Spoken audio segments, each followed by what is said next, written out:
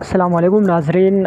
इस वक्त पाकिस्तान क्रिकेट को बहुत बड़ा झटका लग गया और बिग बैश लीग इंडियन जो ऑस्ट्रेलियन लीग है BBL बिग बैश लीग, उनसे पाकिस्तान के बड़े नाम बाहर हो गए हैं। शहनशाह अफरीदी, मोहम्मद रिजवान और बाबर आजम। इसके अलावा भी कुछ नाम्स थे, उसामा आमिर, शादाब खान वगैरह। अब ये झटका क्यों लग गया है और पाकिस्तान जो क्रिकेट बोर्ड है इन्होंने बड़े जो खिलाड़ी है उनके NOC जो मुअत्तल कर दिए, उनको NOC जो है टिल फादर आदर तक उनको ना देने का इंस्ट्रक्शन जारी किया। पाकिस्तान क्रिकेट को भी झटका लग गया, उन खिलाड़ियों को भी झटका लग गया। पाकिस्तान क्रिकेट जो है शाहीन अफरीदी, मोहम्मद रिजवान और बाबर आजम के इर्द गिर्द घूमते हैं, इनको झटके भी लगवाते हैं, ठीक है, उनको मानती भी है और साथ साथ में उनके ऊपर टोकती भी है, उनके ऊपर जो है तनकीद वगैरह भी करते हैं। मैं अब इस पर डिटेल से बातचीत करूंगा कि इनके NOC पाकिस्तान ने क्यों बैन की और इससे ऑटोमेटिकली PSL को भी झटका लग गया। दूसरी साइड पे साइम अयूब को भी झटका लग गया। वो साउथ अफ्रीका के ख़िलाफ़ जो टेस्ट स्क्वाड है उनसे ऑलरेडी उसका नाम जो है वो बाहर हो गया है और ODI और T20 का भी स्क्वाड नहीं आया। अभी तक जो है 18 नाम्स सामने आ रहे हैं, उस 18 नाम में साइम अयूब के नाम ही नहीं है versus South Africa test squad में। वो भी आप लोग के साथ शेयर करूंगा, मुकम्मल डिटेल से बातचीत करेंगे। लेकिन एक छोटी सी गुजारिश है कि हमारे इस चैनल को ज़रूर सब्सक्राइब कीजिएगा।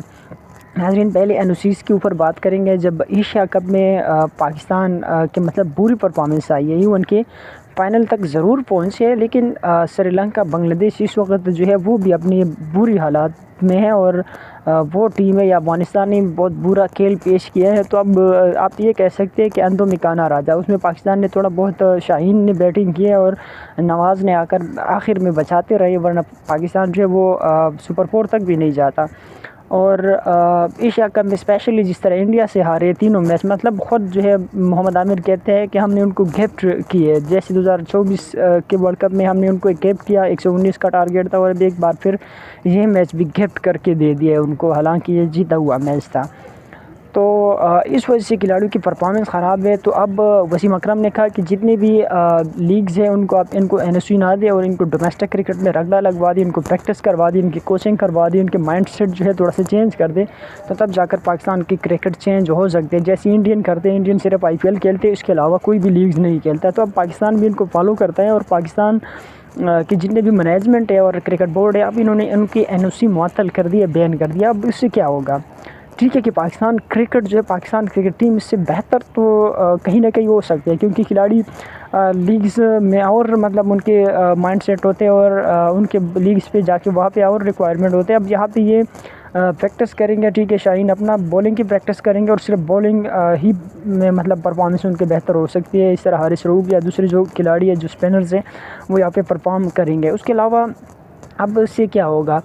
बाबर आजम, रिजवान, ठीक है, उनको निकाला गया था। अब जो मतलब पाकिस्तान के टीम के रिक्वायरमेंट हो गया, जिस तरह उनको स्ट्राइक रेट की बिना पर निकाला गया था, तो दूसरे खिलाड़ियों ने भी इतना अच्छा परफॉर्म नहीं किया। तब ठीक है, वो तो उनके तो वापसी भी पक्की है और जैसे उनको बैन किया, उनको NOC नहीं दिए जा रहे, तो इसका मतलब ये है कि साउथ अफ्रीका की सीरीज़ में वो ODI और T20 दोनों में खेलेंगे। अब ठीक है कि पाकिस्तान क्रिकेट में इससे बेहतरी ज़रूर आएंगे, लेकिन दूसरी साइड पर अगर आप बिग बैश लीग खेलने नहीं जाते हो, पहली दफ़ा बड़े सुपरस्टार जा रहे थे पाकिस्तान के, जो बड़े 3 सुपरस्टार है, शाहीन अफरीदी, मोहम्मद रिजवान और बाबर आजम।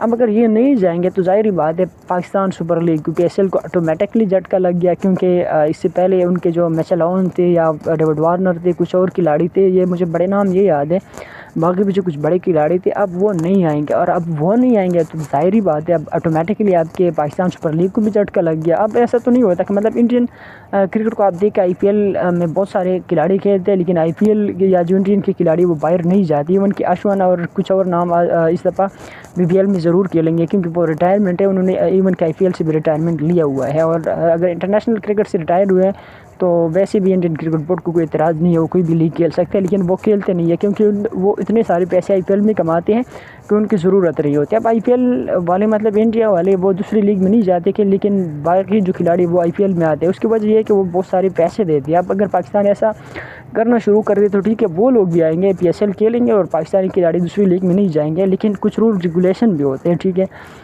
इंग्लैंड वालों ने पहले ही उनको मना किया और 100 लीग में कोई पाकिस्तानी सेलेक्ट नहीं हुआ। उसकी वजह यही है क्योंकि पाकिस्तानी जो बड़ी सुपरस्टार हैं वो उनको भेजते नहीं है इंग्लैंड की जो लीग है द 100 लीग में, और फिर इंग्लैंड से डिमांड करते कि आप भाई हमारी लीग के लिए, ऐसा नहीं होता। आपने भी जाने, क्योंकि उनको भी बड़े सुपरस्टार चाहिए और वहाँ पर अगर ये जाएंगे तो वो आएंगे। तो काफ़ी कुछ रूल रेगुलेशन होते हैं, ठीक है। अब इंडिया या बीसीसीआई उनका पावर है, वो पैसे के पावर पे सब कुछ कराती है। तो सारे ममालिक के जो खिलाड़ी है वो वहाँ पे भिजवाते हैं आईपीएल में, ताकि वो पैसा भी कमाए और एक ही लीग से वो 3-4 लीग्स के जो पैसे है वो कमाएँ और टाइम भी कम लगे, और फिर जो है अपने उस पर अपने क्रिकेट पे ध्यान दिया। पिछले साल आईपीएल में हैरी ब्रूक को बैन कर दिया, उसकी वजह ये कि उनको कप्तानी नहीं मिली। उसने कहा कि मैं आईपीएल नहीं खेलूँगा, मैं अपना यहाँ पे कोचिंग वगैरह प्रैक्टिस करूँगा, और उसकी वजह से वो 2 साल पे बैन भी हो गया। लेकिन वो फिर भी खुश है, क्योंकि वो कहते हैं कि मैं अपनी कंट्री को रिप्रेजेंट करता हूँ, ये मेरे लिए खुशी की बात है। अब ठीक है, ठीक, मतलब ऐसे पाकिस्तान ने भी करना शुरू कर दिया। पाकिस्तान के बेशक इसमें कोई बात नहीं है कि मतलब टेस्ट के रैंकिंग या टेस्ट की परफॉर्मेंस, साथ में ओडीआई और टी20 में पाकिस्तान की बेहतरी ज़रूर आ सकते हैं, लेकिन कहीं ना कहीं पे अगर ये ऑस्ट्रेलियन माइंडसेट और ऑस्ट्रेलियन पिचेस पे खेलते तो वहाँ पर भी उनको थोड़ा बहुत एक्सपीरियंस मिल जाता, और 1-2 खिलाड़ियों को भेजना भी चाहिए था, क्योंकि वो भी अगर 1-2 बड़े नाम भेज देंगे फिर पीएसएल के लिए, तो इससे पीएसएल को भी फ़ायदा होगा और इनके पाकिस्तान क्रिकेट को भी फ़ायदा होगा। अब ठीक है कि पाकिस्तान ने एक डिसीजन ले लिया है, ठीक है। अभी तक इन्होंने कोई रूल्स वगैरह नहीं बनाए, अभी तक ये जो है वो हुक्म जारी किया कि टिल फादर आदर तक किसी को एनओसी नहीं मिलेंगे जो सेंट्रल कॉन्ट्रैक्टेड में।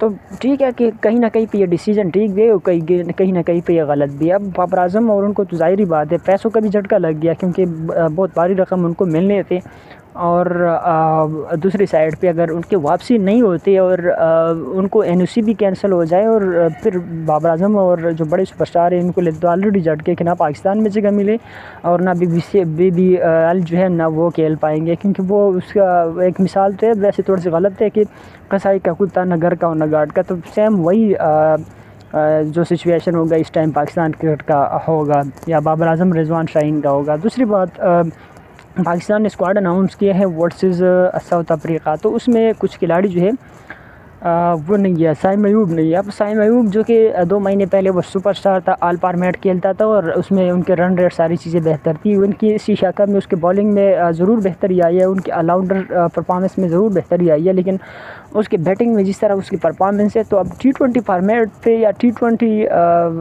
में मेरे ख्याल में उसकी परफॉर्मेंस पे उसको ड्रॉप नहीं करना चाहिए था। लेकिन जिस तरह उसकी परफॉर्मेंस है, दिल तो करता है कि वो पाकिस्तान क्रिकेट क्या कि क्लब क्रिकेट में ना लिया जाए, क्योंकि अगर वो थोड़ा बहुत परफॉर्मेंस देता तो एटलीस्ट हम शायद जीत जाते, शायद, और स्पेशली इन द फाइनल। तो साइम अयूब के लिए बैड न्यूज़ यही है कि अब पाकिस्तान ने 18 रुकनी स्क्वाड अनाउंस की है, ठीक है। इसमें बाबर आजम भी है, रिजवान भी है, और आमिर जमाल की उसमें वापसी हुई है, और इवन के कुछ नए नाम भी है, जिसमें आसिफ अफरीदी है, कामरान गुलाम की भी वापसी हुई है, क्योंकि पिछले टेस्ट स्क्वाड में कामरान गुलाम को बाहर कर दिया गया था, और इवन के ओडीआई स्क्वाड और उनसे भी बाहर कर दिया गया था। तो कुछ बड़े नाम की उसमें वापसी हुई है, और कुछ बड़े नाम जैसे साइम अयूब एक बहुत बड़ा नाम था, एक बहुत बड़ा टैलेंट था पिछले कुछ अरसे में, और शायद अब उसकी माइंडसेट में या उसका ख़राब टाइम आ गया है, तो उसका ड्रॉप करना बनता ही था। उसको अगर ड्रॉप किया जाए और वो जाके रगड़े शगड़े का डोमेस्टिक में वापस में, तो शायद उसके लिए भी बेहतरी है और पाकिस्तान क्रिकेट के लिए भी बेहतरी है।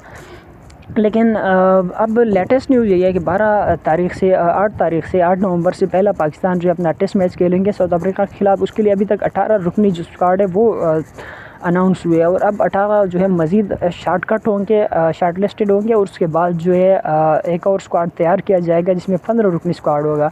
अब उसमें से भी कुछ नाम निकल सकते हैं। आमिर जमाल ने अच्छा परफॉर्मेंस किया और अच्छी परफॉर्मेंस की बुनियाद पे वो उसकी वापसी हुई है। कुछ बड़े जो कुछ नए नाम है, आसिफ अफरीदी या मतलब वो भी वापसी, उनकी भी वापसी हुई है। लेकिन और कुछ बड़े नाम है जो मुझे भी भूल गई है, साजिद खान, नुमान अली, वो अभी तक स्क्वाड में नहीं है, जो कि मतलब हैरान कुन बात है जहाँ तक मुझे लगता है, क्योंकि उन्होंने जो पिछला जो 1-2 सीरीज़ थे वो तो इन दोनों ने जितवाई, अब वो क्यों नहीं है, शायद उनके कोई इंजरी की भी अपडेट नहीं है या कोई और भी इस तरह के अपडेट्स अभी तक नहीं आए। वैसे हैरान कुन बात ज़रूर है कि यार साजिद खान और नुमान अली कैसे हो सकते कि वो दोनों पाकिस्तान के टेस्ट स्क्वाड में हो। वैसे उनकी जिस तरह पाकिस्तान की टीम है वैसे वो तो डिज़र्व करते हैं कि T20 और टेस्ट ओडीआई में आ जाए, लेकिन उनके ऊपर जो है कुछ पाकिस्तान क्रिकेट बोर्ड के कुछ अलग उसूल है कि यार उनकी उम्र हो गई है, वो अब T20 और टेस्ट नहीं, T20 और ओडीआई नहीं खेल सकता। अब अगर एक बंदा टेस्ट खेल सकते हैं तो उसकी फिटनेस पे फिर कौन से आप उंगली उठाते हो कि यार ये अब नहीं खेल सकता ओडीआई और T20। मुझे ऐसी इस बात की समझ नहीं आ रही, लेकिन चलो पाकिस्तान क्रिकेट बोर्ड के जो है एक अलग माइंडसेट है और पाकिस्तान क्रिकेट बोर्ड पता नहीं उनसे क्या चाहते हैं। वैसे वो डिज़र्व करते हैं जिस तरह उन्होंने पिछले 1-2 सीरीज़ में परफॉर्मेंस किया है, और स्पेशली साजिद खान ने तो बैटिंग में भी और स्पेशली उनके एग्रेशन और स्पेशली उनके सब कुछ जिस तरह उसने परफॉर्मेंस किया, तो वैसे वो डिज़र्व करते हैं कि वो पाकिस्तान टीम में ऑल फॉर्मेट में खेले।